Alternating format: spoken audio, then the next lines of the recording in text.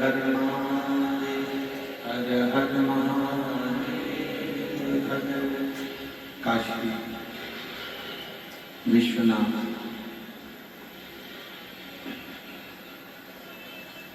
ओगरदानी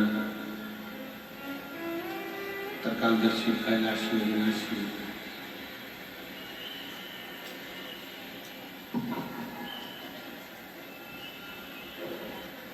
भगवान श्री जिनकी पुनीत पावन शिव महापुराण की कथा संपूर्ण विश्व को कल्याणित करने वाले, सबका उद्धार करने वाली ऐसी पवित्र पावन शिव महापुराण की कथा का दिव्य और भव्य आयोजन त्रिवेणी संगम पर, संगम के तट पर 21 नंबर सेक्टर दीपा पुल नंबर 1 सतुआ बाबा शिविर में इस भव्य और दिव्य आयोजन को आयोजित किया गया है। कथा मंडप में विराजमान श्री विष्णु स्वामी संप्रदाय आचार्य जगत गुरु श्री संतोषाचार्य जी, सतुआ बाबा जी महाराज, एक बार जोरदार ताली बजाकर उनका स्वागत अभिनंदन। जिन्होंने इस पवित्र कथा का दिव्य भव्य पंडाल लगाकर एक में ही 5-5 पंडालों को लगाकर इस कथा का भव्य आयोजन आयोजित किया। बाबा जी, उम्मीद नहीं थी कि संगम के तट पर इतना बड़ा प्रांगण लग जाए और शिव महापुराण की कथा हो जाए। क्योंकि सोशल मीडिया पर जो देखा जा रहा था भीड़ का सैलाब, उसके हिसाब से यहाँ कथा होना बहुत कठिन था। पर सतुआ बाबा जी का बड़ा सहयोग और उनका मार्गदर्शन और उनका मैनेजमेंट ये बड़ा दिव्य और भव्य रहा। साथ में यहाँ के SDM, यहाँ के कलेक्टर, SP, SSP, DM और एक पुलिस बल जिसने इस पवित्र कथा को इस मेले में संभाला है। आज कथा में विराजमान श्री रवि जी राणा जी, श्रीमती नवनीत जी राणा जी गए, जो बड़े भव्य और दिव्य रूप से अमरावती में जिन्होंने शिव महापुराण की कथा का दिव्य और भव्य आयोजन आयोजित किया। एक बार जोरदार ताली बजाकर उनका स्वागत किया। शिव कृपा से आज कथा के मुख्य यजमान श्री श्याम सुंदर जी गोयल, श्रीमती मधु जी गोयल नोएडा से, श्री सुशील जी शर्मा, श्रीमती इंदु शर्मा सहारनपुर से, श्री अमित जी मुदगल, श्रीमती रजनी जी मुदगल बीटा अंबाला से, चतुर्वेदी परिवार झांसी काशी से। आप सभी ने यजमान पद ग्रहण कर इस शिव महापुराण का दिव्य और भव्य स्वरूप यहाँ पर प्रदान किया। एक बार यजमान परिवार के लिए जोरदार ताली बजाकर स्वागत।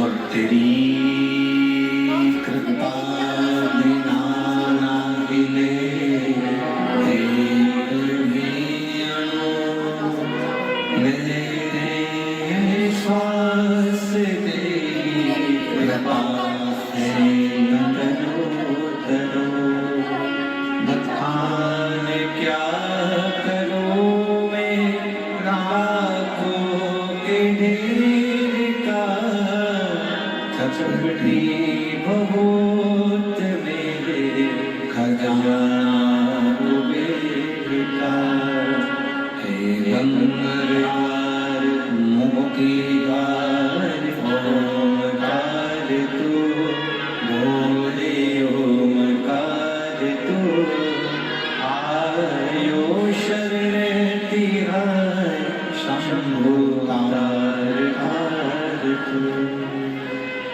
बखान क्या करूं मैं रातों के ढेर का चपटी बहुत मेरे खजाना कुबेर का हे गंगार मुख के द्वार ओमकार तू बोले ओमकार तू आयो शरण तिहारी शंभु तार तार तू। शिव महापुराण की कथा कहती है तुलसी बाबा जी की वाणी में 5 रत्न हैं।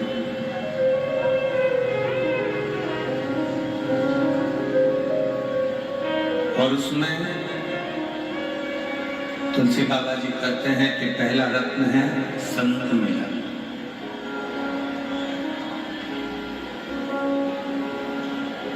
दूसरे नंबर का रत्न है हरि कथा। तीसरे नंबर का रत्न है दया। चौथे नंबर का रत्न है धर्म। और 5वें नंबर का रत्न है उपकार।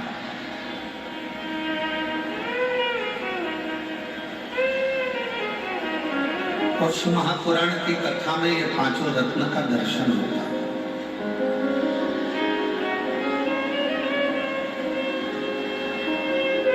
शिव महापुराण की कथा में ये 5 रत्न के दर्शन होते हैं। संत मिलन भी होता है, शिव कथा, हरि कथा, भगवान की कथा का तत्व भी सुनने को मिलता है। यहाँ लोग एक दूसरे के प्रति दया का भाव रखते हैं तो दया का दर्शन भी और एक पवित्र आयोजन होना ये धर्म ही है।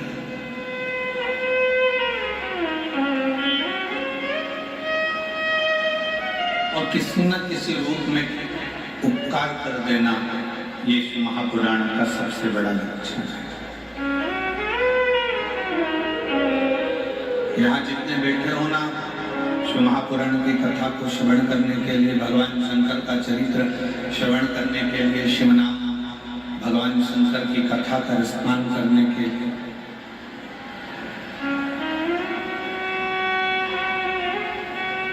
प्रयागराज की भूमि से जब अपने घर को जाओ ना, 7 दिन बाद 16 तारीख को जब आप अपने घर के लिए जाओ, कोई तुमसे पूछे थे कि प्रयागराज की भूमि में गए थे, तुम्हें क्या मिला? प्रयागराज की धरा से, प्रयागराज की भूमि से तुम क्या लेकर आए?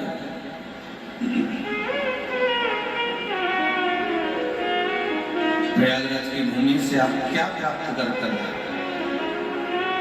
तो आप अपने घर के लोगों को जरूर कहना कि हम 5 रत्न लेकर आए हैं। संतों का दर्शन किया, शिव कथा सुनी, धर्म का प्रचार किया, दया करी और प्रभु नाम में कुछ ना कुछ बन सका तो प्रभु की कृपा से किसी के लिए कुछ ना कुछ उपकार शुरू करता रहा।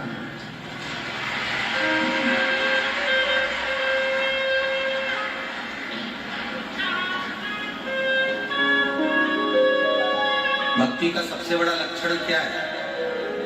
थोड़ा रिटर्न बढ़ाओ। भक्ति का सबसे बड़ा लक्षण क्या है? आपने बहुत अच्छे कपड़े पहन लिए, ये भक्ति का लक्षण नहीं है। आप मस्तक पर तिलक लगा लिए, त्रिपुंड लगा लिए, ये भक्ति का लक्षण है। भक्ति का सबसे बड़ा लक्षण है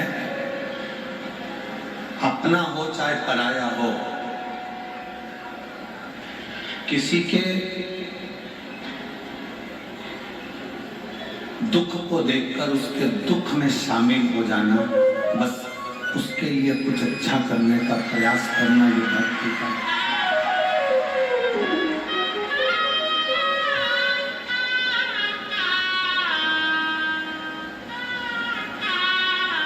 आज बड़ा विचित्र सोच, आज के जमाने में बड़ी विचित्र गाथा दुनिया की हो गई। मंदिर में प्रसाद भी चढ़ाता है तो प्रसाद, पहले के समय में जो मंदिर में प्रसाद अगर इतना सा भी चना चिरौंजी का चढ़ता, चना चिरौंजी जानते हो कि नहीं जानते? चना चिरौंजी जानते हो? जम के तो बोला जरा। वो मीठी सफेद कलर की आती है, उसको हम चिरौंजी बोलते हैं। और चना,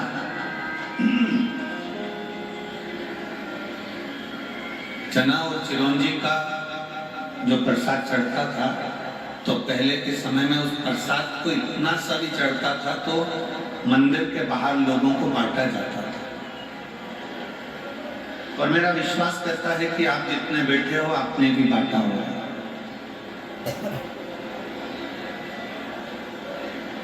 और आज का समय ऐसा हो गया कि वो प्रसाद भले थोड़ा सा चढ़ाए, 2 किलो चढ़ाए, 5 किलो चढ़ाए, और उसका मन ये करता है कि जितना मैंने चढ़ाया है वो सारा की सारा मेरे साथ मेरे घर तक जाना चाहिए, क्योंकि मैंने चढ़ाया, उसको मैंने चढ़ाया। ये चल रहा है, उसको मैंने चढ़ाया, कोई दूसरे ने नहीं चढ़ाया।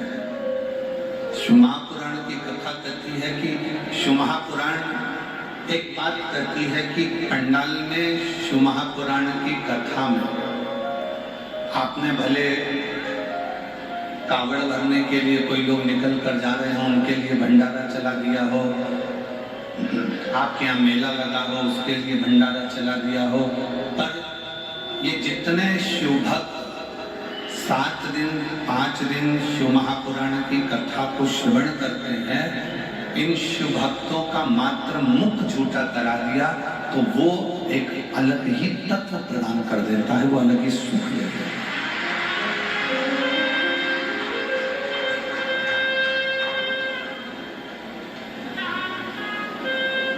स्वयं खा लेना सुकृति है, छुड़ाकर खा लेना ये विकृति है, और बांटकर खाना ये मेरे भारत देश की संस्कृति है।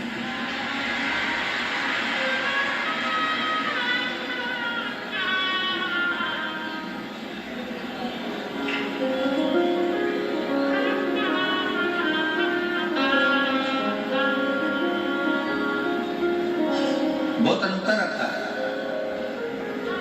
एक पहले हम एक कीर्तन गाया करते थे, बहुत पहले का, आप लोगों के स्मरण में है कि नहीं है वो मालूम नहीं है, परंतु बहुत सुंदर था कीर्तन है।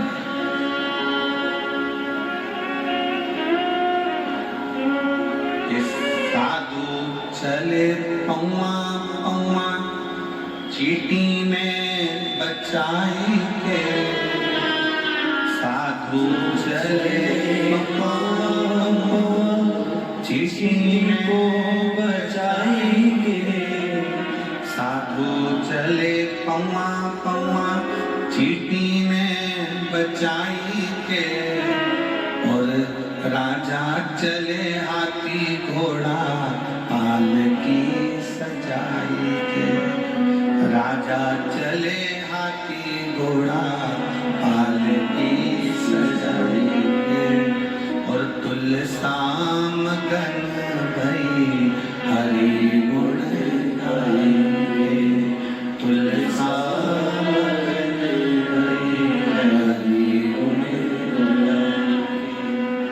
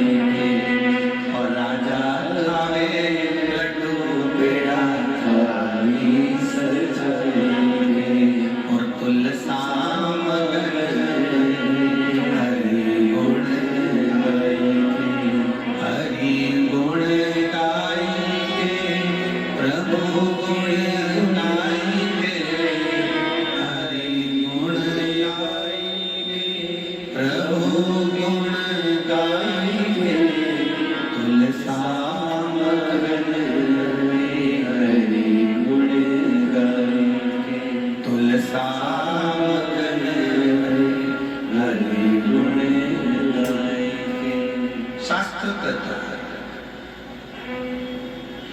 भक्ति दिखावे से नहीं,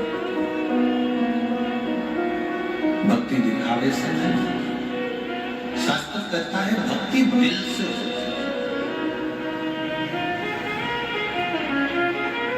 दया दिल से।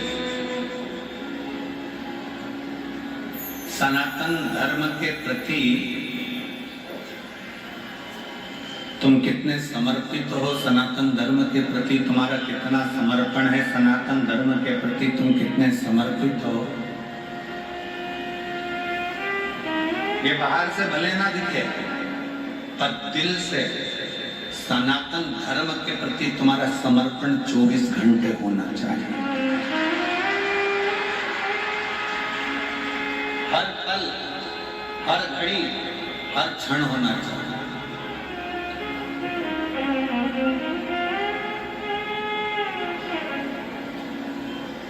जैसे शिव के जो भक्त होते हैं, शंकर के जो भक्त होते हैं, उन्होंने अपनी सीख बना ली कि हम शंकर की कभी निंदा नहीं सुने और सुनना भी नहीं। शिव निंदा सुनो भी नहीं, ना शिव निंदा करो ना शिव निंदा सुनो। शंकर का जो भक्त होता है, शिव का जो भक्त होता है, शंकर की आराधना करने वाला जो होता है, शिव की आराधना करने वाला जो होता है, वो शंकर की ना निंदा करता है और ना निंदा सुनता है। उसको मालूम है देवऋषि नारद ने शंकर जी की निंदा करी थी तो देवऋषि नारद को बंदर का मुंह लग गया।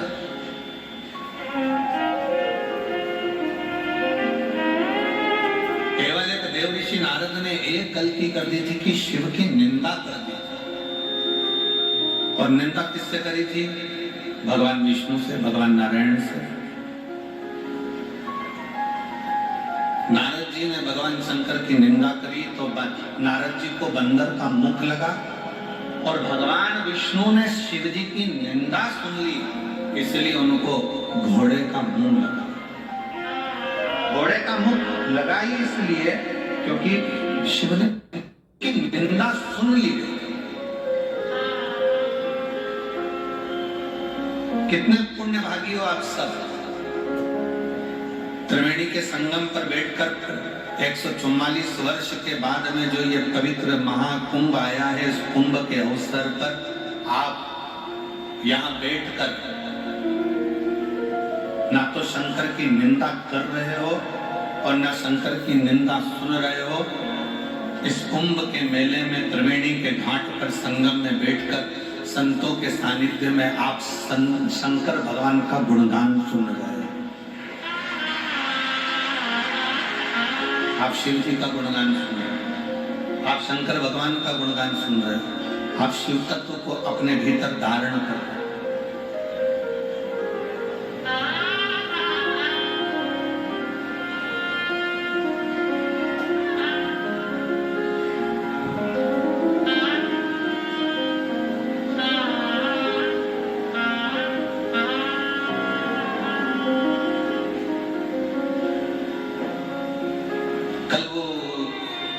कोई कह रहा था गुरुजी एक यहाँ पर माला बेचने वाली आई थी और वो माला बेचने वाली आई थी तो माला बेचते बेचते इतनी प्रसिद्ध हो गई कि वो हीरोइन हो गई।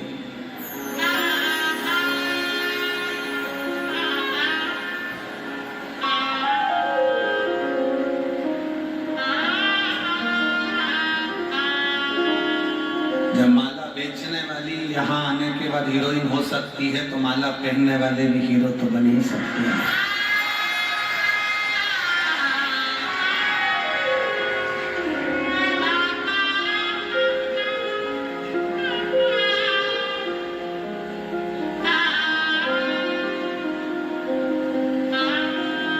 जिसके गले में तुलसी की माला होती है, रुद्राक्ष की माला होती है, वो साधारण नहीं होता।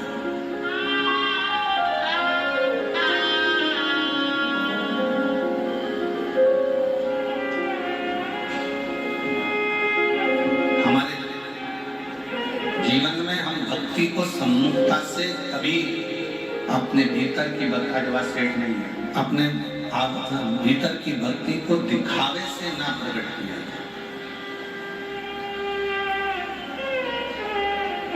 भक्ति में दिखावा नहीं होना चाहिए, भक्ति में केवल समर्पण होना चाहिए। आपके पास में मेरी जीजियां जब यहाँ आती है ना, इतना सा अपने बैग में टॉफी रखकर लाती है, इतनी सी टॉफी, एक पल्लू में जरा सा टुकड़ा भरकर, वहीं बैठी बैठी 10, 12, 15, 20 को अपने आपस में बैठी बैठी वहीं बांट देती। प्रयागराज की मेरी बहनें आती हैं, साथ में अपने डब्बा लेकर आती हैं, डब्बे में थोड़ा सा कुछ भोजन, हलवा, चावल, पोहा बना कर लाती हैं, वो आपस में वहीं बैठकर बांट देती हैं।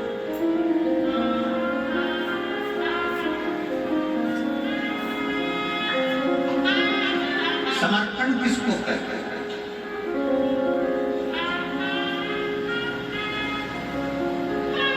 करोड़ों की दौलत दे दी, वो समर्पण नहीं है।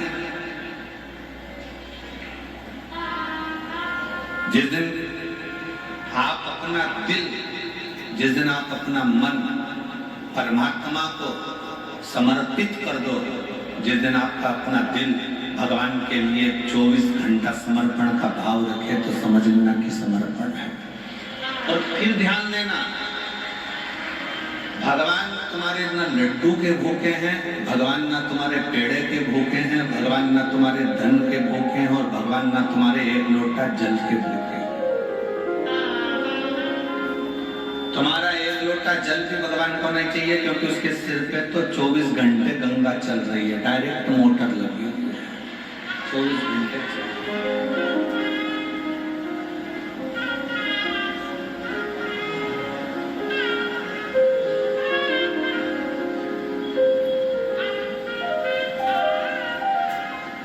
एक बार भगवान कृष्ण ने गोपियों से कह दिया था, मुझे वो दो जो मेरे पास में नहीं है। एक गोपी ने कहा भगवान को पीताम्बर का बड़ा शौक है, मैं पीताम्बर दे देती हूँ। भगवान कहते हैं मैं पीताम्बर का करूंगा क्या, मेरे पास पीताम्बर पहले से। दूसरी गोपी ने कहा मैं भगवान को रतन दे देती हूँ। भगवान ने कहा मैं तो खुद रत्नाकर का जमाई हूँ, मैं समुद्र का जमाई हूँ। जब रत्नाकर का मैं जमाई हूं तो मेरे पास रतन की क्या कमी है। तीसरी गोपी ने कहा हम भगवान को लक्ष्मी दे देते हैं। भगवान कहते हैं वो तो मेरे चरणों में 24 घंटे पांव दबा रही। फिर किसी ने कहा हम भगवान को 56 भोग दे देते हैं। भगवान कहते हैं मैं तुम्हारे 56 भोग का करूंगा क्या, द्रौपदी के दरवाजे पर जाकर आधा चावल का दाना खाकर 10,000 ब्राह्मणों का पेट भर देता हूं। तुम्हारे अन्न का मुझे करना क्या?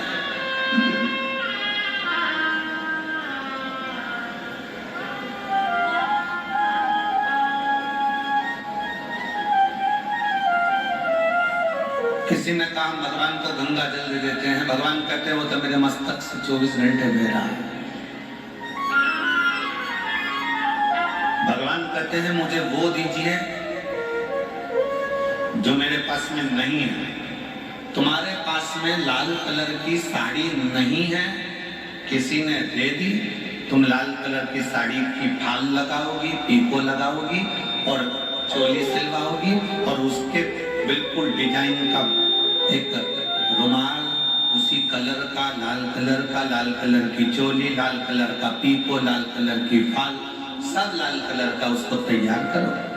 और मान लो किसी ने तुमको लाल कलर की अगर साड़ी दी और तुम्हारे पास में पहले से 4-6 साड़ी है, तो कोई तैयार करोगे तुम? अरे जम के तो बोलो नहीं।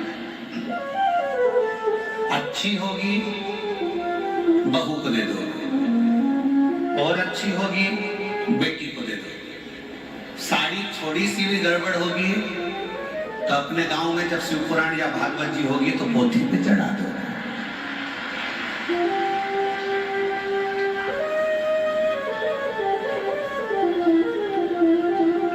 थोड़ी हमारी बात का बुरा तो लगता होगा तुम लोगों को कि गजब ये कहां से बोल देते हैं, तो जो सत्य है वो सत्य है। लाल कलर की साड़ी अगर तुम्हारे पास में है तो तुम उसको तैयार नहीं करोगे। पीले कलर की साड़ी अगर तुम्हारे पास में है तो तुम उसको तैयार नहीं करोगे। जो कलर तुम्हारे पास में नहीं है तुम उसको तैयार करोगे। भगवान कहते हैं जो मेरे पास में पहले से है वो मुझे मत दे, जो मेरे पास नहीं है वो मुझे दे। पीतांबर मेरे पास है, मत दे। सोना चांदी हीरा पन्ना मेरे पास में है, मत दे। 56 भोग मेरे पास है, मत दे। तो किसी ने कहा कि भगवान को कपड़े दे देते। भगवान पे एक उंगली उठाई थी और द्रौपदी को 9,999 साड़ी दिया था। खुद की फैक्ट्रियां चल रही हैं, खुद की। मुझे तो वो दो जो मेरे पास में नहीं है। तब पूछा किसी एक भक्त से कि भगवान के पास क्या नहीं है?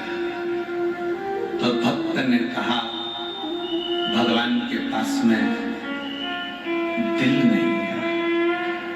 दिल नहीं है? हाँ। क्यों? भगवान ने अपना दिल अपने भक्तों को दे दिया, इसलिए भगवान भक्त से अपना दिल मांग रहा है। भगवान अपना दिल अपने भक्तों को दे देते हैं, इसलिए हर भक्त से भगवान कहते हैं कि तुम मुझे दिल दो। कल कथा में कहा था विश्वास रखो, हृदय से प्रेम से चित्त लगाकर कथा श्रवण करो। प्रयागराज की भूमि पर आए हो, आज कथा का चौथा दिन हो जाएगा। 3 दिन और बचेंगे और 3 दिन में से भी जो 7वां दिन रहेगा 16 तारीख का, वो सुबह 8 बजे से 11 बजे तक कथा हो जाएगी। 11 बजे आप अपने घर, हम सिरसा हरियाणा पहुंच जाएंगे। वहां कथा चालू हो जाएगी दूसरे दिन 17 तारीख से। विश्वास, एक भरोसा, एक दृढ़ता। और जब आपका विश्वास, आपका दृढ़ता, आपका भरोसा मूल होगा, जब आपका विश्वास मूल होगा तो भगवान मिलेगा। भगवान तुम्हारे एक लोटे जल का भी भूखा नहीं। तुम ये मत सोचना कि एक लोटे जल का तुम नहीं चढ़ाओगे तो भगवान तुम्हारा काम नहीं करेंगे। वो एक लोटे जल का भी भूखा नहीं है। वो एक लोटा जल क्यों बुलाता है? क्या मेरे भगवान कृष्ण को सुदामा की याद नहीं आई थी? क्या भगवान कृष्ण सुदामा को नहीं जानते थे? क्या भगवान कृष्ण सुदामा का दर्द नहीं मिटा सकते थे? क्या भगवान कृष्ण सुदामा के दुख को समाप्त नहीं कर सकते थे? पर भगवान कृष्ण ने सुदामा का दुख कब मिटाया? जब सुदामा तंदूल लेकर आया। भगवान सुदामा का दर्द मिटा सकते थे, भगवान सुदामा का दुख मिटा सकते थे, पर भगवान ने सुदामा का दर्द और दुख जब मिटाया जब वो तंदूल लेकर आया। इसलिए शिव महापुराण की कथा करती है, शबरी अम्बा को नवदा भक्ति का ज्ञान तब दिया जब शबरी अम्बा ने एक बेर भगवान राम जी के सम्मुख में रख दिया। ध्यान देना, हमारा शास्त्र कहता है कि भगवान तुम्हारे धन का भूखा नहीं, भगवान तुम्हारी संपदा का भूखा नहीं, भगवान तुम्हारे वैभव का भूखा नहीं। भगवान तो ये चाहता है कि तू अपने घर से जब कुछ लेकर निकलेगा और मेरे दरवाजे तक आएगा तो मैं भी तेरे दरवाजे तक कुछ लेकर निकलूंगा और तेरे दरवाजे तक पहुंचाने का प्रयास। एक लोटा जल सारी समस्या का हल। भगवान तुम्हारे जल का भी भूखा नहीं है, भगवान तुम्हारे वैभव का भी भूखा नहीं, भगवान तुम्हारे धन का भूखा नहीं, भगवान तुम्हारी संपदा का भूखा नहीं, भगवान तुम्हारी दौलत का भूखा नहीं है। भगवान अगर भूखा है तो निर्मल मन सो मोहि पावा, मोहि छल छिद्र कपट न भावा। तुम्हारा दिल कितना क्लीन है, साफ है, तुम्हारा हृदय भगवान के प्रति कितना समर्पित है, तुम्हारा मन भगवान के प्रति कितना समर्पित है, वो बस ये जानना चाहता है।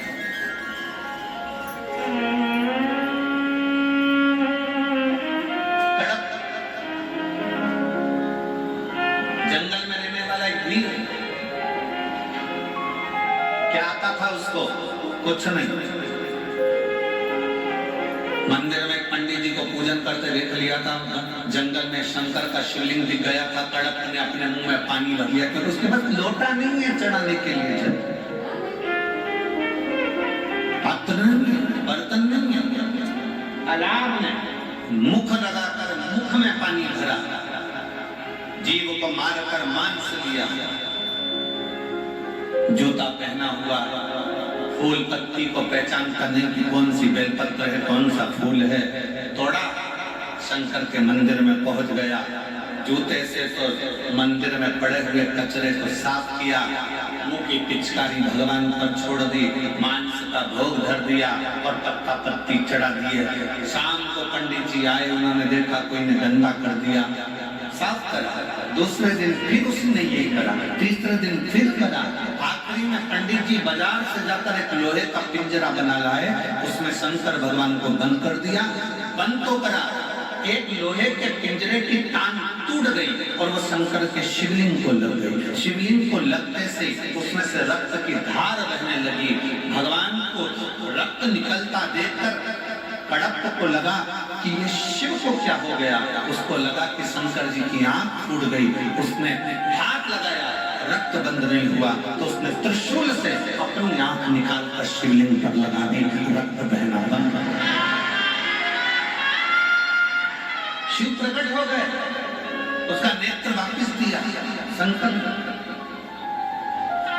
आप और हम भ्रम में पड़े रहते हैं 24 घंटे, सोशल मीडिया पे 24 घंटे चलता रहता है, ये मत चढ़ाना भगवान को, आज सोम की अमावस्या है ये मत कर देना भूल से भी, आज प्रदोष है भूल से भी ये मत कर देना।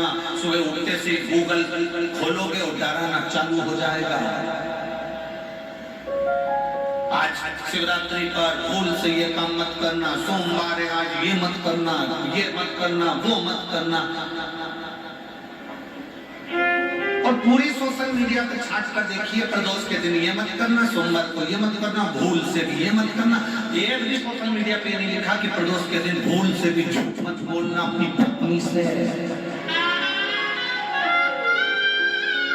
एक भी सोशल मीडिया पर कभी पढ़ के बताना कि भूल से भी अपने पति से झूठ मत बोलो, पत्नी से झूठ मत बोलो, परिवार से झूठ मत बोलो, भूल से भी अपनी सास ससुर के किसी कार्य के लिए मना मत करो, ये नहीं लिखा। भूल से भी आज प्रदोष है ये मत चढ़ा देना, नहीं तो पाप लग जाए।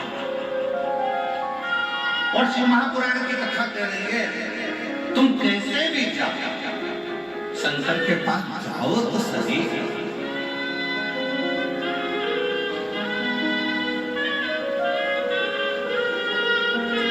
जो फूल किसी देवता पे नहीं चढ़ते वो मेरे शंकर जी पे चढ़ जाते।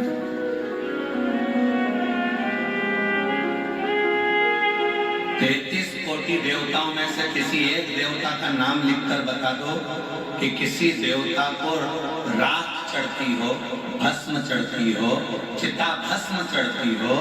किसी एक देवता का नाम बता दो, कोई देवता नहीं जो चिता भस्म को धारण करते हो। केवल एक शंकर भगवान प्रेरणा देते हैं कि तेरे पास में अगर एक लोटा जल नहीं है, तेरे पास में एक बेलपत्र नहीं है, तेरे पास में एक पुष्प भी नहीं है, तो तेरे घर में कोई भस्म भी पड़ी हो, वो भस्म भी अगर मुझे चढ़ा देगा तो भी मैं प्रसन्न होकर तुझे वर ही दूंगा। मैं तुझे वर प्रदान करूंगा, मैं तुझे कभी भी। शंकर भगवान अपने भक्त पर कभी रुद्र अपना क्रोध नहीं दिखाता। कोई तुमसे कहते भगवान को ये मत चढ़ाना नहीं तो पाप दे जाएंगे, भगवान शंकर को ये मत चढ़ाना, शिव जी को दोपहर में पानी मत चढ़ाना, शंकर भगवान को शाम को मत चढ़ाना, शंकर भगवान को सुबह मत चढ़ाना, तुम ये मत चढ़ाना। शंकर भगवान शिव महापुराण की कथा कहती है पहले के समय में सारे देवताओं के मंदिर में कपाट होता था, सारे देवताओं के मंदिर में पट होता था, सारे देवताओं के मंदिर में दरवाजा होता था। केवल एक देवाधिदेव महादेव ऐसे हैं जो कैलाश पर रहते हैं, तो ना कैलाश पर दरवाजा है ना शंकर के दरवाजे पर दरवाजा है। वो तो अलमस्त होकर वीराने में बैठता है।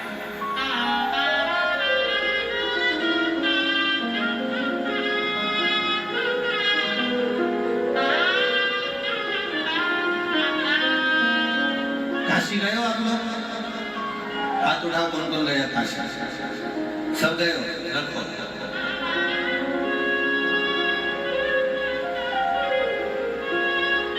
मणिकर्णिका गए हो? हाथ उठाओ जल्दी जल्दी। गए हो? ठीक है। मणिकर्णिका पे ताले लगते हैं क्या? जम के बोलो जरा। शमशान में ताला लगता है, महाशमशान में नहीं।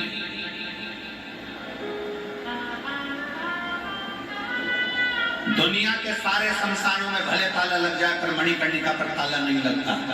शमशान में ताला नहीं लगता, महाशमशान में ताला नहीं लगता। क्योंकि मेरा विश्वनाथ अन्नपूर्णा के साथ में बैठा हुआ ये देखता है कि मेरा अपना भक्त आ रहा है, कोई दुखी है, उसके लिए मुझे दौड़ कर जाना पड़ेगा, इसलिए वहां ताले की जरूरत नहीं पड़ती, दरवाजे की जरूरत पड़ती।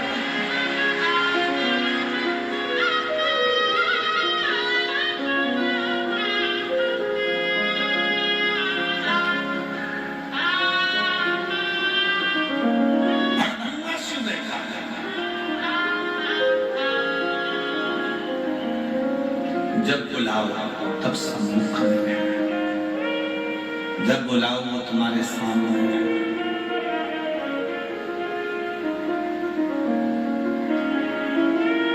कितना सुंदर प्रसंग है। 3 मित्र लड़ लिए, झगड़ा हो गया उनका, और इतना भयंकर झगड़ा हुआ महाराज जी, वो तीनों झगड़ा कर कर एक राम जी का उपासक, एक कृष्ण जी का उपासक, एक शंकर जी का उपासक, हमें समझ में नहीं आता ये आपस में झगड़ते ही क्यों है, क्यों कहते हैं। कोई कहता है कि राम बड़े, कोई कहे कृष्ण बड़े, कोई के शंकर बड़े। पर शिव महापुराण की कथा कहती है कि तीनों देवता एक हैं, भगवान विष्णु में, भगवान शंकर में, भगवान ब्रह्मा में कोई भेद नहीं है, हमारे देवताओं में कोई भेद नहीं है। परंतु लड़के लड़ लिए, झगड़ लिए, नवयुवक बैठे थे आपस में झगड़े। उसने कहा तू राम को भजता है, तू कृष्ण को भजता है, तू शंकर को भजता है, आज देखते हैं कि कौन का भगवान पहले आता है, और पुकारो। सबसे पहले राम जी को पुकारा गया, और जो राम जी को पुकारा तो आवाज लगाई, हे राजा राम आइए, मेरे अवध के नरेश, मेरे अयोध्या के राजा आइए। और राम जी महाराज आए। फिर बुलाया कृष्ण को, हे द्वारका के नाथ, हे मथुराधीश, हे द्वारकाधीश आइए, आपका इंतजार है। आए। फिर तीसरे ने आवाज लगाई, बोले हर हर। जो आवाज लगाई इतने में शंकर भगवान सामने खड़े थे।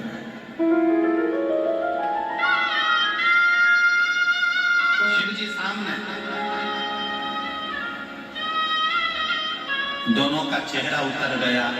शंकर भगवान ने उन दोनों को पास में बुलाकर कहा, तुम ये मत सोचना कि राम नहीं है, तुम ये मत सोचना कि कृष्ण नहीं आया, तुम ये मत सोचना कि मैं आया हूं। थोड़ी देर बाद राम जी आए, कृष्ण जी आए, दर्शन किया तो उनके भक्त ने पूछा कि प्रभु राम आपने आने में देरी क्यों लगा दी। तो राम जी कुछ बोलते उससे पहले मेरे शंकर भगवान कह दिए, तुमने राम को कहा कि अवध के राजा आना, अयोध्या के नरेश आना, तो राजा जब आता है तो अकेला नहीं आता, अपनी पूरी सेना, गार्ड, सब हाथी, घोड़ा, पालकी सबके साथ आता है। तुम बोलते मेरे राम आइए, तो राम तुरंत दौड़ कर आ जाते। तुम कहते हो अवध नरेश आइए, तो वो राजा बनकर। तुम कहते हो कृष्ण द्वारका नाथ आइए, तुम कहते हे मेरे कन्वा, हे मेरे गोपाला, हे मेरे कृष्ण आओ। कृष्ण दौड़ कर आते, पर तुम कहे कि द्वारका नाथ आइए, तो द्वारका नाथ तो पालकी लेकर, घोड़े लेकर, हाथी लेकर राजा बनकर आएंगे। और रही हमारी बात, तो राम और कृष्ण ने कहा शिव तो शंकर, शंकर की भूमि पर रहते हैं, संसार में रहते हैं, मृत्यु लोक में रहते हैं। जैसे ही उनको पुकारा जाता है, हर हर महादेव कहा जाता है, वैसे ही शंकर सामने आकर प्रकट हो जाते हैं। वो ये नहीं देखते कि तुमने क्या भजा, कैसे भजा, क्या करा, क्या नहीं।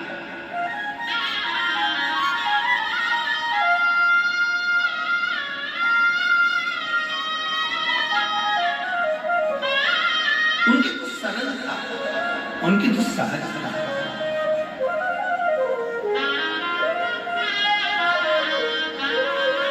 कितना सरल है शिव। जरा विचार करिएगा, एक गांव का व्यक्ति गाय भैंस चराता था, और उसको रास्ते में गुरुजी मिले, और गुरुजी मिले तो गुरुजी ने कहा दिन भर भैंस चराता रहता है, दिन भर काम में लगा रहता है, चल आज मैं तुझको गुरु मंत्र देता हूँ, इस मंत्र का जाप करना। 15 दिन के बाद आकर पूछूंगा मंत्र याद हो जाना चाहिए, नहीं तो काट के फेंक दूंगा। गुरुजी बोले। अब जो डर गया, गुरुजी ने मंत्र दे दिया। और मंत्र दिया ओम नमः शिवाय। कौन सा मंत्र दिया? जम के बोलो जरा, जम के, ओम नमः शिवाय। अब इसको मंत्र मिल गया। मंत्र मिलने के बाद इसने जपना प्रारंभ कर दिया, ओम नमः शिवाय, ओम नमः शिवाय, ओम नमः शिवाय, ओम नमः शिवाय, ओम नमः शिवाय, ओम नमः शिवाय। पत्नी खाना दे तो खाए नहीं के भूल गया तो ओम नमः शिवाय, ओम नमः शिवाय, ओम नमः शिवाय। पानी भी नहीं पिए, खाए भी नहीं। 4 दिन बाद भैंस चराने जा रहा था, पानी प्यास लगी, 4 दिन से नहीं पिया, पीने के लिए रुका, भैंस आगे निकल गई। एक लड़का दौड़ कर आया, रे सिया वो तेरी भैंस जाए। वो दौड़ कर गया, भैंस पकड़ी, भैंस तो पकड़ी, हाँफने के चक्कर में मंत्र भूल गया।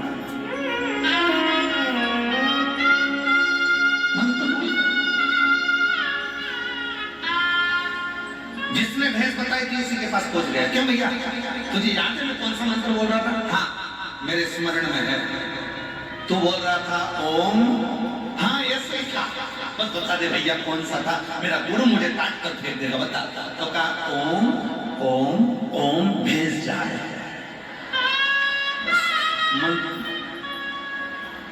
ओम भैंस जाए, ओम भैंस जाए, ओम भैंस जाए। जपता जाए। एक दिन शंकर भगवान पार्वती जी से बोले, पार्वती तूने मेरे कितने नाम सुने? तूने मेरे कितने नाम सुने? कहती हैं आपके तो सहस्त्र हजारों नाम है प्रभु। पार्वती जी से शिव जी ने कहा, ये गाय भैंस चराने वाला जा रहा है ना, इससे पूछ ये किसका नाम ले रहा है। पार्वती जी बोली, अभी कुछ क्या?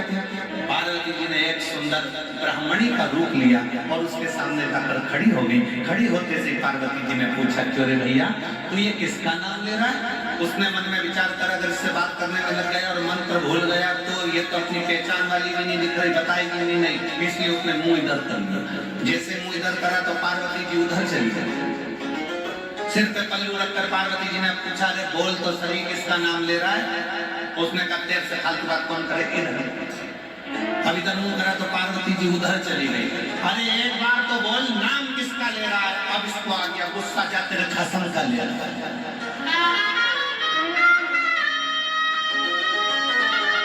जो पार्वती जी सुनी, शिव जी के पास आ गई। भोलेनाथ जी ने पूछा, पूछिए किसका नाम ले रहे हो? मेरे कसम का। तुम्हारा। शंकर भगवान बोले,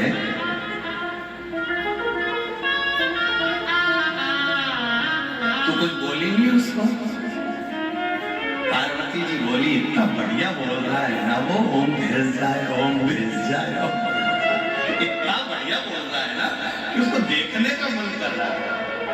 पर एक बार बताओ प्रभु, तुम्हारा नाम जाप इतने सारे लोग बैठ के ओम नमः शिवाय कर रहे हैं, तुम्हारी दृष्टि उन पे नहीं गई, और वो एक अकेला ओम भेज जाए बोला, तुम्हारी दृष्टि चली गई। शंकर भगवान बोले, ये आड़े टेढ़े नत्थु खेलो पर मेरी दृष्टि जल्दी जाती है, इन पर मेरी दृष्टि जल्दी जाती है। और आप और हम भी उसमें से एक हैं। आपको भी भजन नहीं आता, हमको भी नहीं आता। आपको भी तप साधना नहीं आती, हमको भी नहीं आती। आपको भी प्रभु को रिझाना नहीं आता, हमको भी नहीं आता। आप और हम तो बस भगवान के नाम का उच्चारण करते रहते हैं, श्री शिवाय नमस्तुभ्यं, श्री शिवाय नमस्तुभ्यं, श्री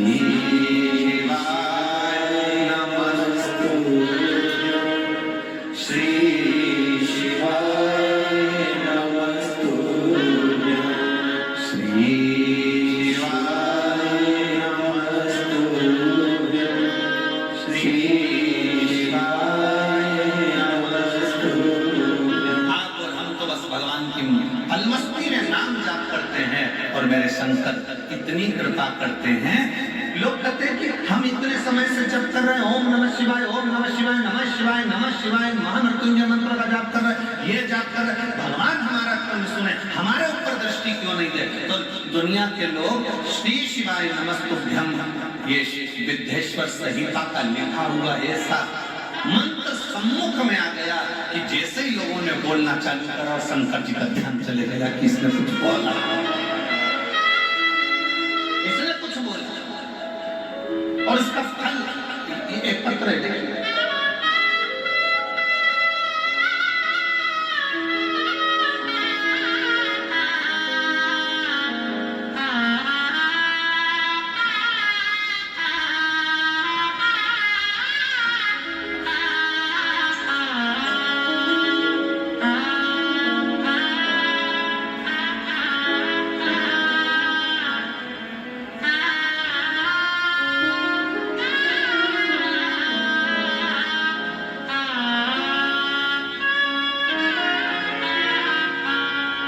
मेरा नाम अंजलि, मेरे पति का नाम अभिमन्यु मौर्य है। कहीं बैठे हो तो हाथ हिला सकते हैं। आप ही है? बच्चा आया है साथ में? आ जाओ, लिया। सबसे पहले मैं सतुआ बाबा जी के पावन चरणों को नमन करती हूँ, कोटि कोटि दंडवत करती हूँ, जिनके माध्यम से इस प्रयागराज की भूमि पर कभी 2 दिन की, कभी 1 दिन की, कभी 7 दिन की कथा आपकी मिल जाती है। गुरु जी, नहीं तो तुम पकड़ाई में आने वाले हो नहीं। बातें सतुआ बाबा जी, हमें तो लगता है कि कहीं ना कहीं स्वयं विष्णु शंकर जी को पकड़ कर लेकर आते हैं। इसीलिए शायद श्री विष्णु स्वामी संप्रदाय जगत गुरु श्री संतोषाचार्य जी बाबा है। एक बार जोरदार तालियां। शिव कृपा, शंकर करुणा, तो ये मिल जाए। गुरु जी, पहले हम आपको नहीं जानते, 1 साल 2 साल 3 4 साल 5 साल 6 साल 7 साल ऐसे निकलते गए, संतान का सुख नहीं। जब औलाद नहीं हुई, लखनऊ दिखाया, प्रयाग दिखाया, सब तो इलाज करवाया, पर संतान का सुख नहीं। डॉक्टरों के हिसाब से मां नहीं बन सकती। पर किसी ने कहा कि शिव महापुराण की कथा टीवी पर आती है, उसको सुनना चालू करा। फिर कहा पंडाल में बैठकर अगर कथा सुनी जाए और जो मांगा जाए वो मिलता है। फिर मन में आया कहाँ जाया जाए। बाबा की कृपा से कथा सुनी 1-2 दिन की, और शिव कृपा ऐसी हो गई कि मेरे बाबा ने मेरा गर्भ ठेला, और बाबा की कृपा से मुझे कई सालों के बाद संतान का सुख प्राप्त हुआ। गुरुदेव, लखनऊ में मेरा मायका है, और मैं केवल इसी कथा के लिए, हम प्रयाग राज के वासी, हम लखनऊ के वासी, हम पूरे कुंभ मेले में इंतजार कर रहे थे बस आपकी कथा का, कि आप आएंगे तब हम नहाएंगे और कथा भी सुनेंगे और फिर अपने घर जाएंगे। तो ये शिव की कृपा से हुआ। मैं नमन करती हूँ अपनी बेटी जो बाबा ने दी है, 10 साल के बाद, 10 महीने की हो गई है, कई वर्षों के बाद मैं उसको लेकर आई हूँ। प्रणाम करना। शिव तत्व एक पत्र बड़ा सुंदर है।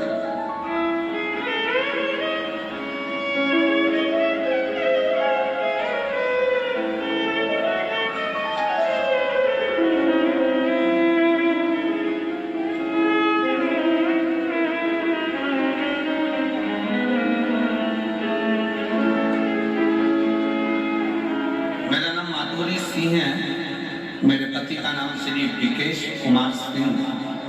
मैं पटना आगम कुआं बिहार की रहने वाली हूँ। कहीं बैठी हो तो हाथ हिलाइए, अगर कहीं बैठी हो तो हाथ हिलाइए। मेरा नाम माधुरी सिंह, मेरे पति का नाम श्री विकेश कुमार सिंह। मैं पटना आगम कुआं बिहार की रहने वाली हूँ। कहीं बैठी हो तो हाथ हिला सकते, और अगर बैठी हो तो एक बेलपत्र लेने के लिए आ सकते। मेरा मोबाइल नंबर ये है। आपकी कथा 2022 से सुन रही हूँ। मेरे बड़े बेटे का नाम करण कुमार है। उसको 2024 अगस्त के महीने में अचानक से कान में दर्द हुआ। दिल्ली के हॉस्पिटल में दिखाने पर डॉक्टरों ने दवा दी, पर ठीक नहीं है। फिर वापिस वही दिल्ली के डॉक्टरों को दिखाया गया तो डॉक्टर ने जांच कर निकाला कि इसमें कोई गांठ हो गई, कान के अंदर गठान हो गई है। हम लोग सब घबरा गए। उस कान में गांठ होने के कारण बस हम सब घबरा गए, लेकिन फिर भी हम लोग हिम्मत नहीं हारे। डॉक्टरों ने कहा कि ये गांठ साधारण नहीं है, शायद ये गठान कोई दूसरी मानी गई। सारा घर उदास हो गया। करें डॉक्टर साहब से कहा आप दवाई दे दो, हम कुछ दिन के बाद में फिर वापिस जांच करेंगे। और भोलेनाथ पर भरोसा कर हम दवाई लेकर घर आ गए। दवाइयां देते रहे, शंकर के मंदिर में बेटे को भेजते रहे कि शिव मंदिर जाओ, झाड़ू लगाओ, पोछा लगाओ, शंकर के मंदिर में एक लोटा जल चढ़ाओ, चढ़ा हुआ जल पियो और एक बेलपत्र खाओ। मेरे बेटे ने 7 दिन लगातार मंदिर जाना प्रारंभ करा। बेटे का विश्वास नहीं था क्या शंकर जी का पिया हुआ जल गठान को गला सकता है, बेलपत्री क्या गांठ गला सकती है। मेरे बेटे ने 7 दिन मंदिर जाना प्रारंभ करा। हम भी उसको मंदिर के लिए प्रार्थना करते, हम भी जाते और बाबा की ऐसी कृपा हुई।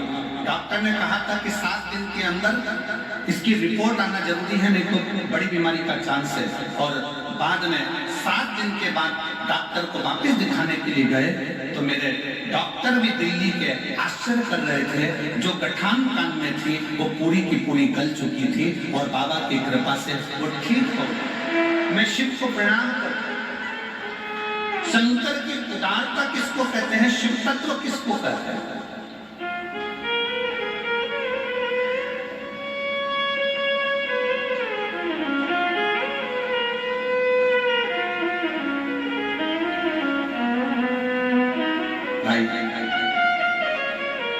आप जिस भावना से, जैसे उस लखनऊ के मायके वाली बेटी ने लिखा कि हम नहीं जानते थे आपको, ना हम कथा सुनते थे, ना हम विश्वास करते थे,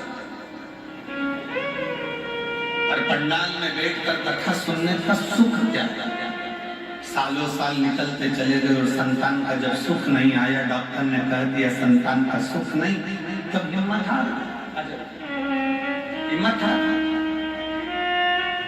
शिव के आश्रय, शिव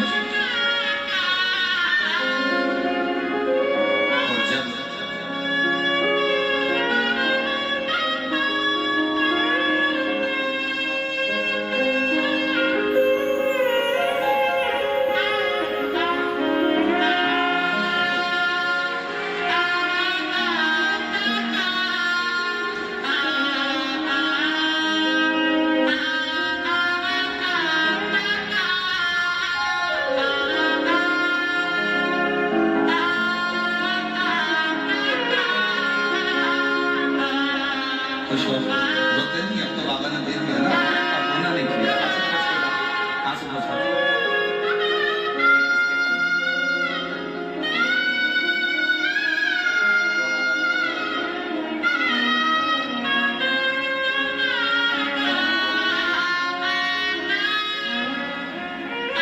बाबा जी कई वर्षों के बाद हुए, एक बार जोरदार ताली बजाकर साथ में